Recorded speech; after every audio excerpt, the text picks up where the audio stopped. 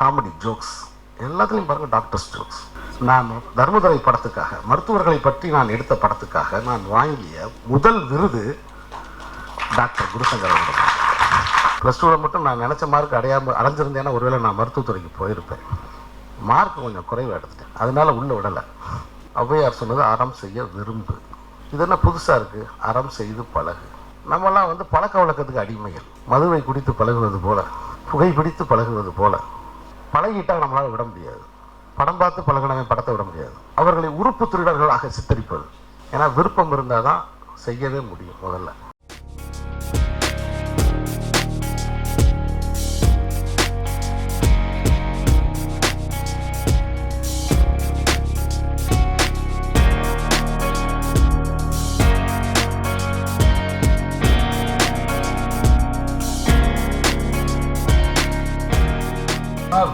எனக்குரிய என்னுடைய தர்மதுரை திரைப்படம் ரிலீஸ் ஆகி ஒரு 15 நாட்கள் கழித்து ஒரு தொலைபேசி அழைப்பு எனக்கு வந்தது, நண்பர் கதிரேசன் அவர்கள் மூலமாக. அப்போ தான் எனக்கு டாக்டர் குருசங்கர் அவர்களை நான் முதல்ல நேரில் பார்க்கறதுக்கான ஒரு சந்தர்ப்பம் எனக்கு கிடைச்சது. ஏன்னா திரைப்படம் வெளிவந்து 15 நாட்களில் அந்த படத்தை பற்றி சரியான புரிதல் என்பது பலருக்கு இல்லாமல் இருந்தது.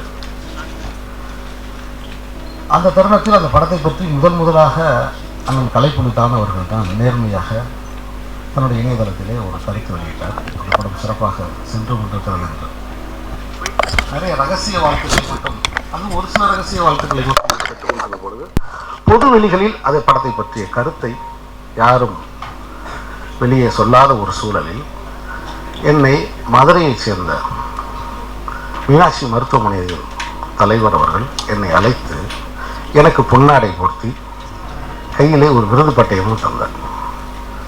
நான் தர்மதுரை படத்துக்காக, மருத்துவர்களை பற்றி நான் எடுத்த படத்துக்காக நான் வாங்கிய முதல் விருது டாக்டர் குருசங்கர் அவர்கள்.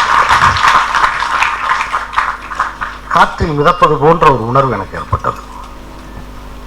பரவாயில்லை, தமிழ்நாட்டில் அதுவும் நான் பிறந்த மதுரையில் ஒரு மருத்துவர், ஒரு இளைஞர் என்னை அடையாளம் கண்டு கொண்டார். படத்தை பற்றி சரியாக அவர் புரிந்திருக்கிறார் அப்படின்னு நான் சந்தோஷப்பட்டேன். பார்க்கறதுக்கு ரொம்ப மென்மையா, ஒரு ரோஜா படத்தில் வர்ற அரவிந்தசாமி மாதிரி, ஒரு சாந்தமா, நம்மளே ஆசைப்பட்டு சார் ஒரு ஊசி போடுங்கன்னு போய் கேட்கலாம் போல அப்படி ஒரு தோற்றத்தில் ஒரு கனிவா, இப்படி ஒரு இளைஞரை இந்த நாட்டுக்கு தந்ததற்கு முதலில் அவருடைய பெற்றோர்களுக்கு என்னுடைய வணக்கத்தை நான் சொல்லிக்கிறேன்.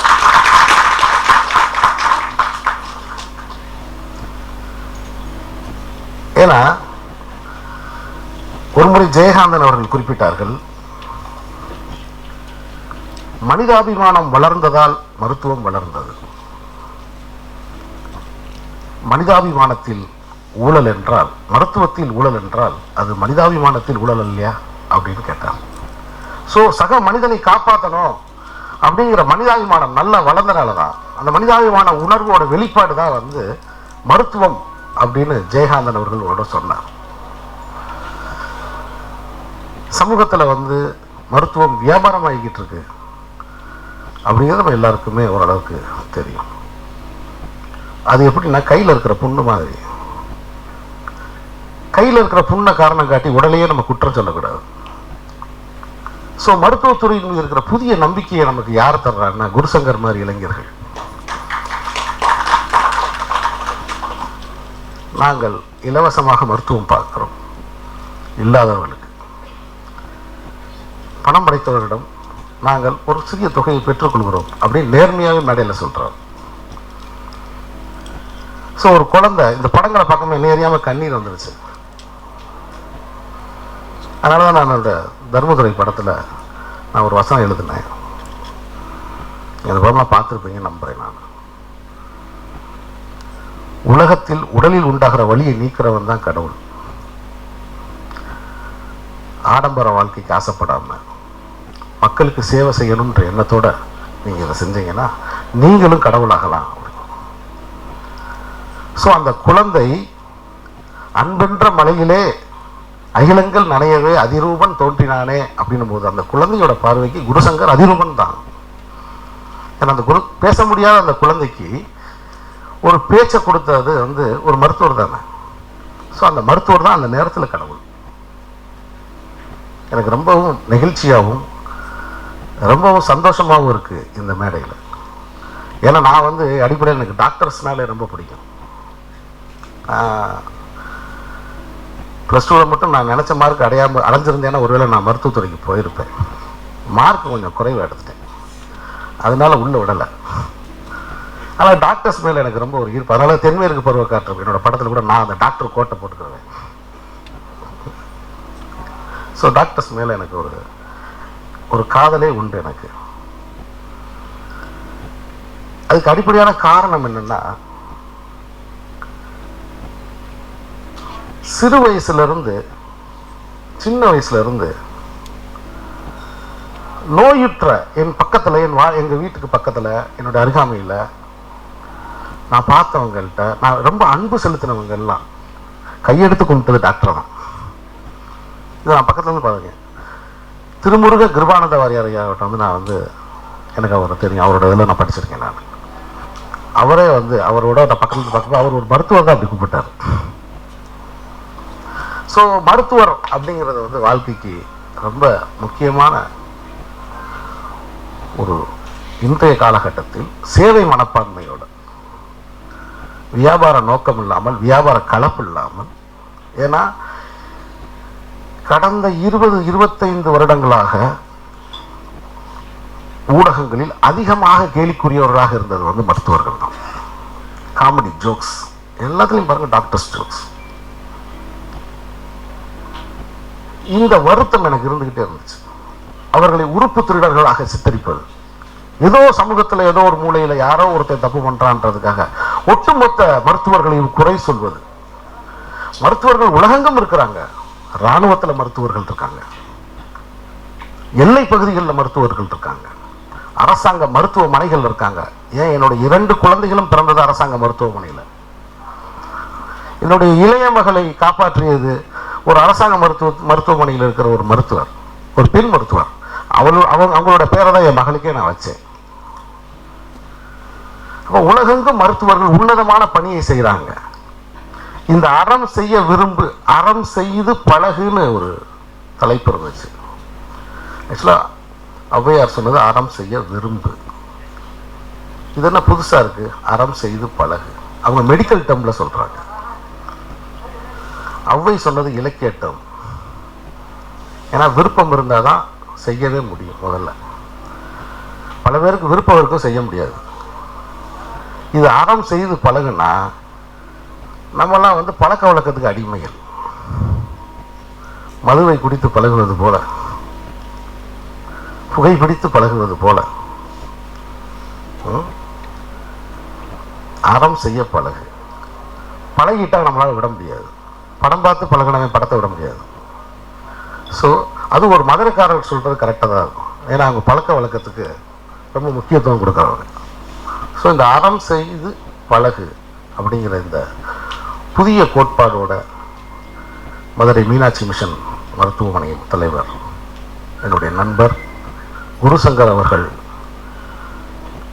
தொடங்கி வரும் இந்த புதிய முயற்சிகள் எல்லாம் வெற்றி பெற்று இந்த படத்தை இயக்கிய அருமை சகோதரி சுதா அவர்களுக்கு, ஏன்னா நிறைய பெண் இயக்குநர்கள் இருக்காங்க, ஆனால் சிந்தனை அளவில் அவர்கள் ஆண் இயக்குநர்களாகவே இருக்கிறாங்க.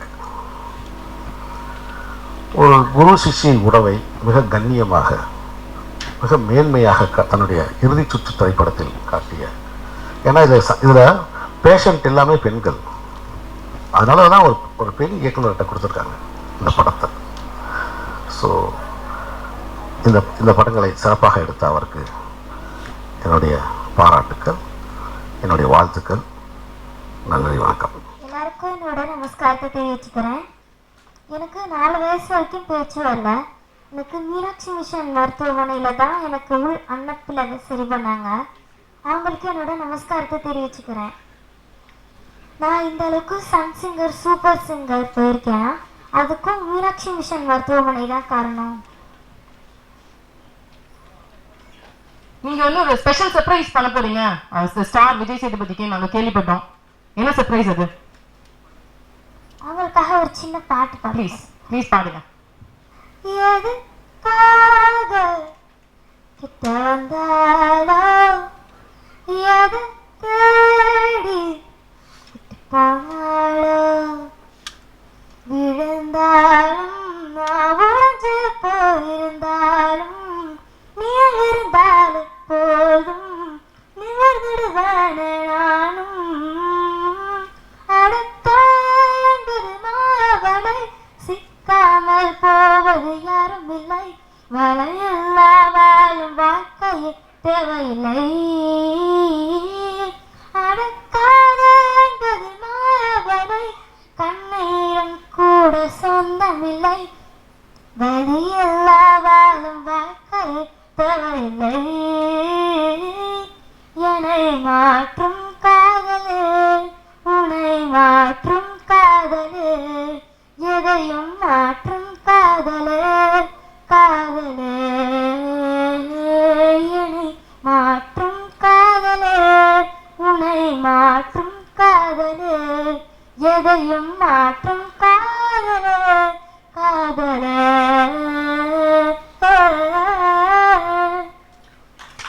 Thank you so much.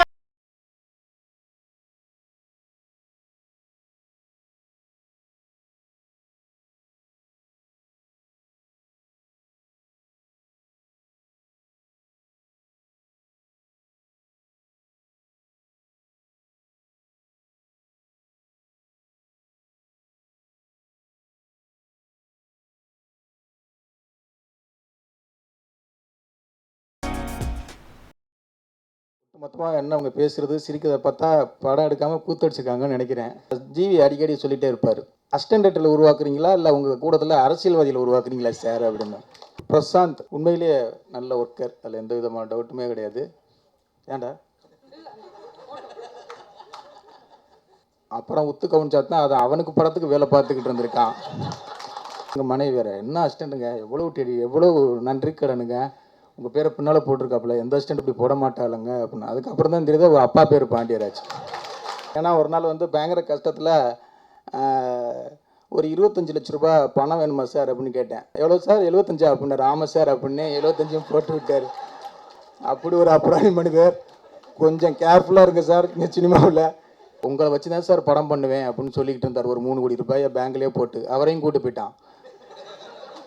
Vijay சேதுபதிக்கு சவால் விடுகிறோம், இந்த வருஷம் நீங்கள் 7 படம் 8 படம் தான் உங்களால் கொடுக்க முடியும், நாங்கள் அடுத்த வருஷம் 12 படம் கொடுப்போம். ஹீரோயின் வந்து பிரமாதமாக இருக்குது உண்மையிலேயே, தம்மண்ணா மாதிரி வெள்ளை வெள்ளையர்னு. ஜி